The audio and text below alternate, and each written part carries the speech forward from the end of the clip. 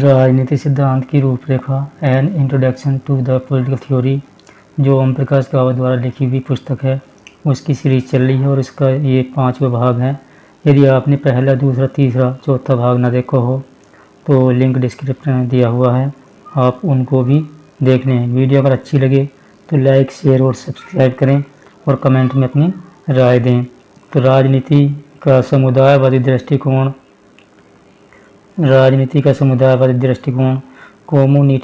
Communitarian views of politics. समुदायवादी दृष्टिकोण की मुख्य मान्यताएं हैं। राजनीति परस्पर सहयोग का क्षेत्र है, संघर्ष का नहीं।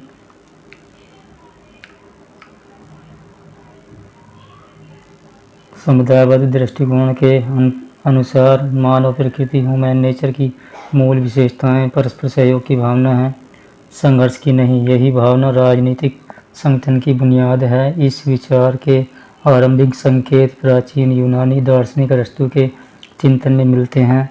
अरस्तु ने कहा था कि राज्य में व्यक्ति की स्थिति वैसी है जैसी शरीर में किसी अंग की होती है।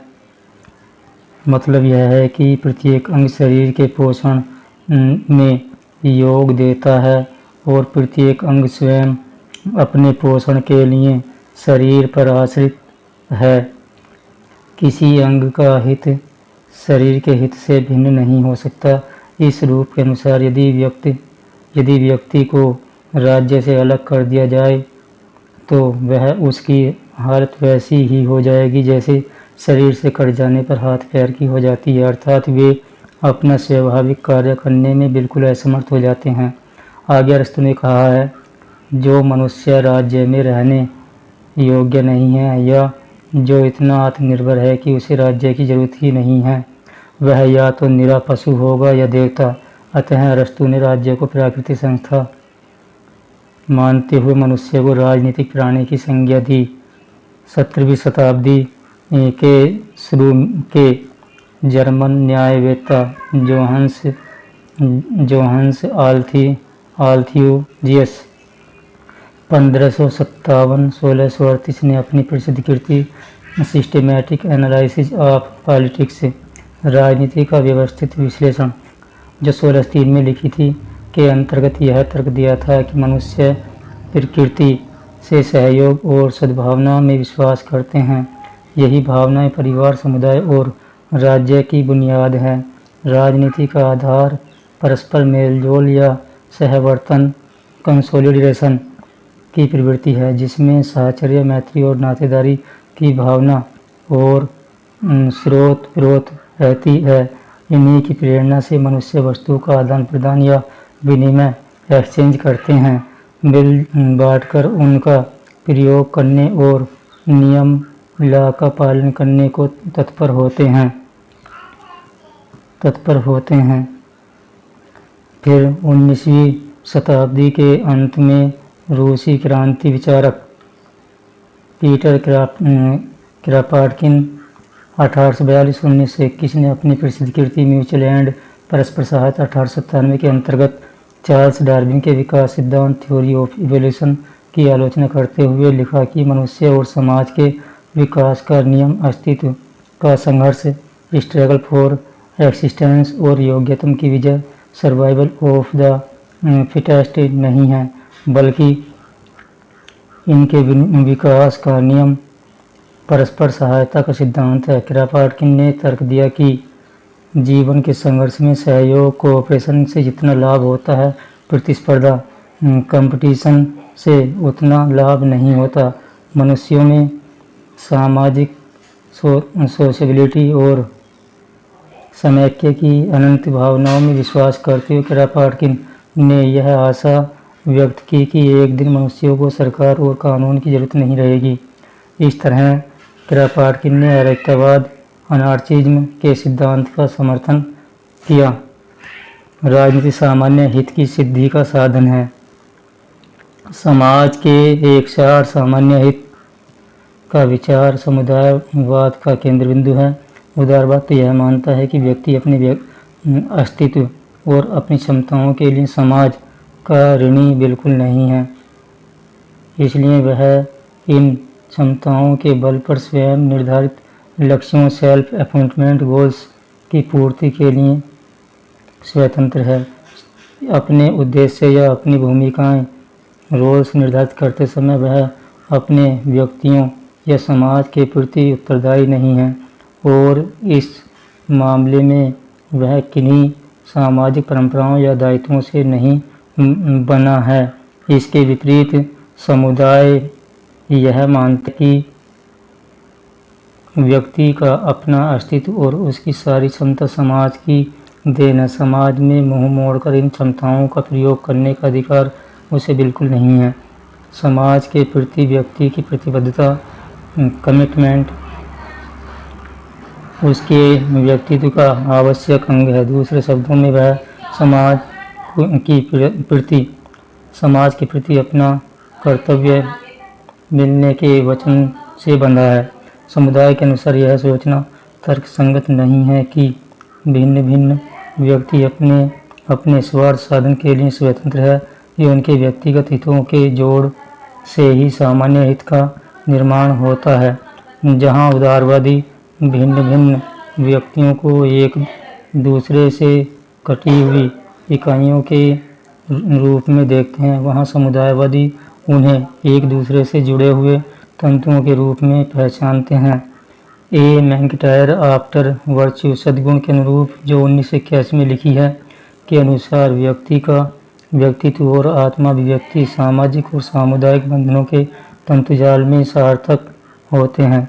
समुदायवाद हम सबकी सामान्य पहचान कॉमन आइडेंटिटी और उन मूल्य एवं मान्यताओं को विशेष महत्व देते हैं जिनके प्रति हम सब आस्था रखते हैं। उदारवाद के अनुसार भिन्न भिन्न व्यक्ति अपनी अपनी ज्ञानेंद्रियों सेंसेज ऑर्गन्स आँख कान नाक जीवा त्वचा की सहायता से बाह्य जगत का ज्ञान प्राप्त करते हैं। इसमें उनकी सामाजिक परिस्थितियों का कोई हाथ नहीं होता। इस तरह प्रत्येक व्यक्ति स्वाधीन रूप से अपने अपने हित का ज्ञान प्राप्त करता है। सामान्य हित का ज्ञान पृथक व्यक्तियों के ज्ञान का जोड़ होता है, परंतु समुदायवाद के समर्थक ऐसा नहीं मानते।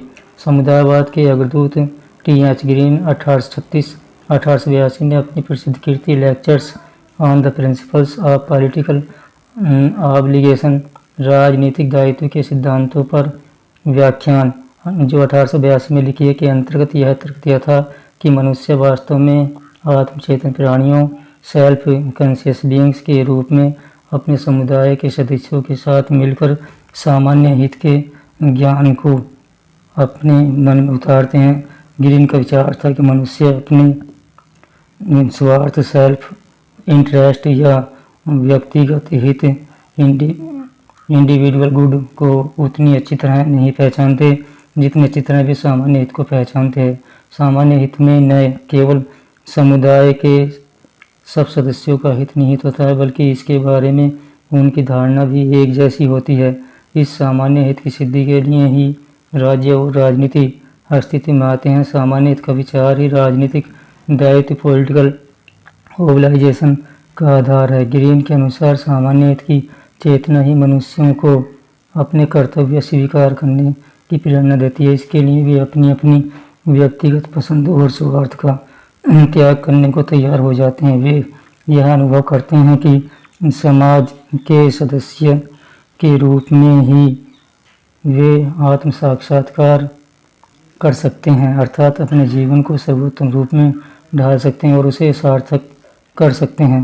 मैकइंटायर ने तर्क दिया कि व्यक्ति केवल ऐसे सहयोग मूलक वातावरण में अपना विकास कर सकते हैं जो समाज के द्वारा स्थापित किया गया हो। यदि समाज व्यक्तियों को यह छूट दे दे कि वे अपने अपने कर्तव्य की अपेक्षा करके अपने अधिकारों का प्रयोग कर सकते हैं तो ऐसा समाज छिन्न भिन्न हो जाएगा। माइकल सैंडल का विचार है कि व्यक्ति का अपना व्यक्तित्व अपने समय में स्थान और संस्कृति की नींव पर टिका होता है। यह नींव समुदाय के सब सदस्यों को आपस में जोड़ देती है। अतः कोई व्यक्ति समुदाय से पृथक होकर अपनी पहचान नहीं बना सकता। फिर चार्ल्स टेलर ने यह मान्यता रखी कि यदि मनुष्य अपना सच्चा विकास चाहते हों तो उन्हें यह स्वीकार करना चाहिए कि उनकी जड़ें समाज के अंदर गहरी जमी हों आते हैं। परस्पर सहयोग से ही वे अपना कल्याण कर सकते हैं। संक्षेप में, परस्पर सहयोग की भावना ही स्वस्थ राजनीति की कुंजी है। क्रांति, रिवॉल्यूशन, वह प्रक्रिया जिसमें साधारणतः व्यापक जन समर्थन के आधार पर किसी देश की सत्तारूढ़ सरकार को बलपूर्वक हटाकर उसकी जगह नई सरकार, नई शासन प्रणाली, नई सामाजिक, आर्थिक और सांस्कृतिक संस्थाएं स्थापित कर दी जाती हैं। सामाजिक सुदृढ़ता, सोशल सॉलिडारिटी, वह स्थिति जिसके अंतर्गत किसी समुदाय या संगठन के भिन्न भिन्न अंग एक दूसरे के साथ दृढ़ता से जुड़े रहते हैं। उनके ध्येय पूरे संगठन के ध्येय के साथ एकाकार हो जाते हैं और उसकी सिद्धि के लिए वे अपनी अपनी शक्तियों और क्षमताओं को एकजुट कर लेते हैं। निष्कर्ष, कंक्लूजन, राजनीति के उदारवादी, मार्क्सवादी और समुदायवादी दृष्टिकोणों की तुलना में दो महत्वपूर्ण आधार हो सकते हैं। नंबर 1, सामान्य हित की धारणा और नंबर 2, संघर्ष की धारणा। सामान्य हित की धारणा, notion of the common good. उदारवाद के अनुसार मनुष्य विवेकशील प्राणी है। यह विवेक समाज में भिन्न भिन्न व्यक्तियों को अपने भिन्न भिन्न हितों को पहचानने में सहायता देता है। इन हितों को पहचान कर व्यक्ति भिन्न भिन्न समूहों में बढ़ जाते हैं। किसी समूह के सदस्यों के हित एक जैसे होते हैं, परंतु भिन्न भिन्न समूहों के हित परस्पर विरोधी हो सकते हैं। इन समूहों के सदस्य परस्पर लेन देन करके अपने स्वार्थ की पूर्ति का प्रयत्न करते हैं, जिससे सबको लाभ होता है। इस तरह सारा समाज एक खुले बाजार, ओपन मार्केट की तरह व्यवहार करता है, जिसमें सबका हित साधन होता है, किसी के साथ अन्याय नहीं होता। उदारवाद यह मानता है कि समाज के भिन्न भिन्न सदस्यों के हित तो परस्पर विरोधी हो सकते हैं, परंतु उनमें बहुत गहरे मतभेद नहीं पाए जाते हैं। अतः ऐसा समाधान निकालने में विशेष कठिनाई पैदा नहीं होती जिसमें इन हितों का सामंजस्य हो सके। यही सामंजस्य सामान्य हित का प्रतिनिधित्व करता है। अतः सामान्य हित भिन्न भिन्न व्यक्तियों के व्यक्तिगत हितों का जोड़ है। दूसरे शब्दों में, सामान्य हित वह स्थिति है जिसके अंतर्गत विविध प्रकार के हितों में संतुलन, इक्विलिब्रियम स्थापित हो जाता है। दूसरी ओर, मार्क्सवाद के अनुसार जब तक समाज निजी संपत्ति, प्राइवेट प्रॉपर्टी के स्वामित्व के आधार पर परस्पर विरोधी वर्गों में बटा है, तब तक उसका कोई सामान्य हित नहीं हो सकता। ऐसी हर इतनी व्यक्ति केवल अपने वर्ग हित, क्लास इंटरेस्ट को पहचान सकता है। उदाहरण के लिए, पूंजीवाद कैपिटलिज्म के अंतर्गत पूंजीपति वर्ग का हित पूंजीवादी व्यवस्था को कायम रखने में है। कामगार वर्ग का हित पूंजीवाद को उखाड़ फेंकने और उसकी जगह समाजवाद, सोशलिज्म स्थापित करने में है। केवल वर्गहीन समाज, क्लासलेस सोसाइटी में ही सच्चे अर्थों में सामान्य के विचार को सार्थक किया जा सकता है। ऐसे समाज में सारे सदस्य कामगार होंगे और वे सब स्वेच्छा और आत्म प्रेरणा से उस सामान्य हित की सिद्धि में अपना सर्वोत्तम योग देंगे। परंतु समुदायवाद समाज के भिन्न भिन्न सदस्यों के हितों में कोई बुनियादी टकराव नहीं रखता। अतः समुदायवाद के अनुसार समाज का सामान्य हित एक जैसी वस्तु है। चूँकि यह समाज की स्वाभाविक विशेषता है, इसलिए इसे कृत्रिम रूप से स्थापित करने की जरूरत नहीं है, उसे केवल ढूंढ और पहचानने की जरूरत है। जब व्यक्ति उसे पहचान लेते हैं तब से स्वभावतः उसकी सिद्धि के लिए परस्पर सहयोग को तत्पर होते हैं। संघर्ष की भूमिका, रोल ऑफ द स्ट्रगल। राजनीति का समुदायवादी दृष्टिकोण व्यक्तियों के परस्पर सहयोग को समाज व्यवस्था का आधार मानता है। वह समाज में हल्के या गहरे किसी भी तरह के संघर्ष के अस्तित्व को मान्यता नहीं देता। इसके अनुसार सही तरह की राजनीति में संघर्ष की कोई भूमिका नहीं होती है। अतः संघर्ष की भूमिका के मुद्दे पर केवल उदारवाद और मार्क्सवाद की भिन्न भिन्न मान्यताओं की तुलना करना ही उपयुक्त होगा। उदारवाद और मार्क्सवाद दोनों राजनीति को भिन्न भिन्न समूहों या वर्गों के बीच पैदा होने वाले संघर्ष के साथ जोड़ते हैं, परंतु इस संघर्ष के विषय प्रकृति और परिणाम के बारे में दोनों में तीव्र मतभेद पाया जाता है। इन समस्याओं पर इन दोनों विचारधाराओं के अंतर को इस तरह स्पष्ट कर सकते हैं। संघर्ष का विषय, इशू ऑफ द कॉन्फ्लिक्ट। उदारवाद और मार्क्सवाद दोनों के अनेक संपूर्ण राजनीतिक मतभेद या संघर्ष से जन्म लेती है, परंतु संघर्ष के विषय के बारे में दोनों का दृष्टिकोण भिन्न भिन्न है। उदारवादी दृष्टिकोण के अनुसार संघर्ष के विषय सामाजिक, सांस्कृतिक, आर्थिक, वैचारिक इत्यादि कुछ भी हो सकते हैं और वे सब समान रूप से महत्वपूर्ण हैं, परंतु मार्क्सवाद के अनुसार संघर्ष का मुख्य मुद्दा आर्थिक है और अन्य सब मतभेद आर्थिक मतभेद की छाया मात्र हैं। अतः समाज के बुनियादी मतभेद, संघर्ष या द्वंद्व के अंत के लिए समाजवाद की स्थापना सर्वथा आवश्यक है। संघर्ष की प्रकृति, नेचर ऑफ द कॉन्फ्लिक्ट। उदारवाद के अनुसार राजनीति का सरोकार संघर्ष या मतभेद से है। वह बहुत गहरा नहीं होता, अर्थात थोड़ा प्रयत्न करके सामान्य हित, कॉमन इंटरेस्ट का पता लगाया जा सकता है, जहां संघर्षरत पक्षों के हितों में सामंजस्य, रिकन्सिलिएशन स्थापित हो जाता है।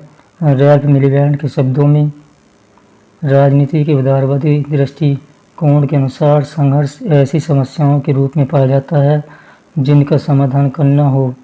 इसके पीछे यह मान्यता छिपी है कि संघर्ष बहुत गहरा नहीं होना चाहिए। यदि हम विवेक और सद्भावना का प्रयोग करें और सुलह समझौते के लिए तैयार रहें तो इस संघर्ष को सुलझा सकते हैं। मार्क्सिज्म एंड पॉलिटिक्स, मार्क्सवाद और राजनीति 1977 में लिखी हुई है, परंतु संघर्ष की प्रकृति के बारे में मार्क्सवादी दृष्टिकोण सर्वथा भिन्न है। यह संघर्ष को उन समस्याओं के रूप में नहीं देखता जिन्हें सुलझाना हो, बल्कि यह उसे प्रभुत्व, डोमिनेंस और पराधीन डिपेंडेंस की स्थितियों का परिणाम मानता है। इसका अंत करने के लिए इसे जन्म देने वाली परिस्थितियों में आमूल परिवर्तन करना जरूरी है। मार्क्सवाद के अनुसार संघर्ष का मूल कारण निजी संपत्ति, प्राइवेट प्रॉपर्टी है, जो मनुष्य को धनवान और निर्धन वर्गों, हैव्स एंड हैव नॉट्स में बांट देती है। यही वर्ग विभाजन, प्रभुत्व और पराधीनता की परिस्थितियों को जन्म देता है। अतः संघर्ष का अंत करने के लिए निजी संपत्ति का उन्मूलन जरूरी है। संघर्ष के पक्ष, पार्टी टू द कॉन्फ्लिक्ट। राजनीति के उदारवादी दृष्टिकोण के अनुसार संघर्ष विभिन्न समूहों के बीच पैदा होता है जिनकी संख्या निश्चित नहीं है। भिन्न भिन्न परिस्थितियों में भिन्न भिन्न समूहों के हितों में विरोध पैदा हो सकता है। अतः उन परिस्थितियों में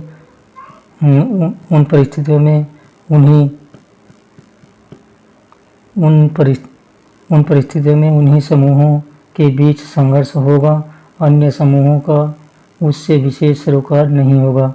परंतु मार्क्सवाद के अनुसार संघर्ष समाज के दो परस्पर विरोधी वर्गों, धनवान और निर्धन वर्गों के बीच पैदा होता है।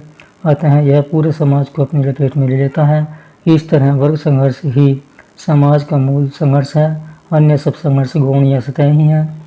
राजनीति का सरोकार वर्ग संघर्ष से है, लोगों के छूटपुट संघर्षों से नहीं है। संघर्ष का परिणाम, आउटकम ऑफ द कॉन्फ्लिक्ट। उदारवाद के अनुसार राजनीति प्रत्येक संघर्ष का समाधान करती है, अतः विभिन्न समूहों के बीच सुलह समझौते की प्रक्रिया ही वास्तविक राजनीति है। राजनीति ऐसे नियमों, निर्णयों, नीति और कार्यक्रमों इत्यादि को जन्म देती है जिनमें परस्पर विरोधी समूहों के हितों का एक साथ निर्वाह किया जा सके। परंतु मार्क्सवाद के अनुसार राजनीति वर्ग संघर्ष का अंतिम समाधान नहीं कर सकती है। राजनीति के अंतर्गत केवल प्रभुत्वशाली अपने वर्ग स्वार्थ की सिद्धि करने वाले नियमों, निर्णयों, नीतियों और कार्यक्रमों इत्यादि को पूरे समाज पर थोप देता है। इस तरह वह पराधीन वर्ग का दमन करके संघर्ष को दबा देता है। जब तक समाज में वर्ग भेद रहेगा, राजनीति केवल संघर्ष को दबाने का काम करेगी। समाजवाद की स्थापना के बाद जब समाज वर्गहीन हो जाएगा, तब वर्ग संघर्ष नहीं रहेगा और राजनीति की भी कोई ज़रूरत नहीं रहेगी। संक्षेप में, राजनीति के उदारवादी, मार्क्सवादी और समुदायवादी दृष्टिकोण में से किसी को सर्वमान्य सिद्धांत के रूप में स्वीकार नहीं किया जा सकता।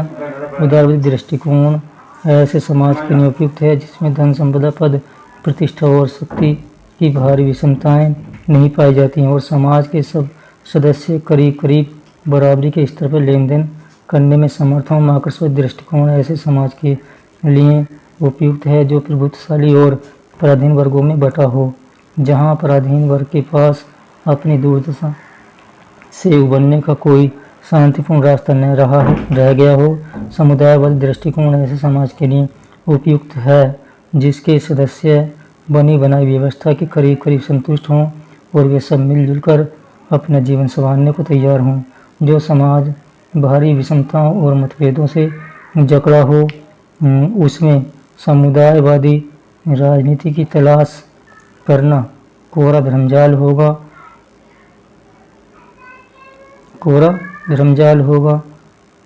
और उससे किसी समस्या का हल नहीं